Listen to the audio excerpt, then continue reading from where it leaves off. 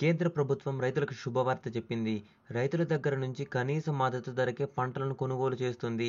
ఇప్పటి వరకు 20 లక్షలకు పైగా రైతులకు 45,902 కోట్లు చెల్లించినట్లు తెలిపింది. వరి ధాన్యం మాత్రమే కాకుండా సోయాబీన్స్, వేరుశెనగ, పప్పు దినుసులు, పత్తి, కొబ్బరికాయలు వంటి వాటిని కూడా రైతుల నుండి కేంద్ర ప్రభుత్వం సేకరిస్తుంది.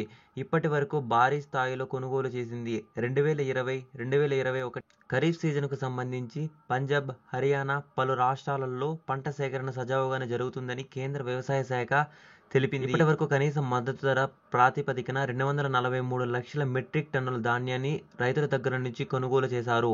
గత ఏడాదితో పోలిస్తే 19.42% ఎక్కువగా ఉందని, గత ఏడాది అన్నదాతల నుంచి 203 మెట్రిక్ టన్నుల ధాన్యాన్ని సేకరించినట్లు వ్యవసాయ శాఖ పేర్కొంది. 243 మెట్రిక్ టన్నుల ధాన్యంలో కేవలం పంజాబ్ నుంచి 171 లక్షల మెట్రిక్ టన్నులను కొనుగోలు చేసినట్లు కేంద్ర ప్రభుత్వం తెలిపింది. హర్యానా, జమ్మూ కాశ్మీర్, ఉత్తరప్రదేశ్, తెలంగాణ, ఆంధ్రప్రదేశ్, గుజరాత్, కేరళ, ఉత్తరాఖండ్, ఛత్తీస్గఢ్ వంటి రాష్ట్రాలలో కూడా పంటలను సేకరించినట్లు వివరించింది. ఫ్రెండ్స్, కేంద్ర ప్రభుత్వం పంటలను రైతుల దగ్గర నుండి కొనుగోలు చేయడం వల్ల రైతులకు మంచి గిట్టుబాటు ధర అయ్యేదానికి అవకాశం ఉంటుంది. రైతులు ముఖ్యంగా ఎదుర్కొంటున్నటువంటి దళారీల బెడద అనేది వదిలేదానికి అవకాశం ఉంది. దళారీ వ్యవస్థ ద్వారా చాలామంది రైతులు మోసపోతున్నారు.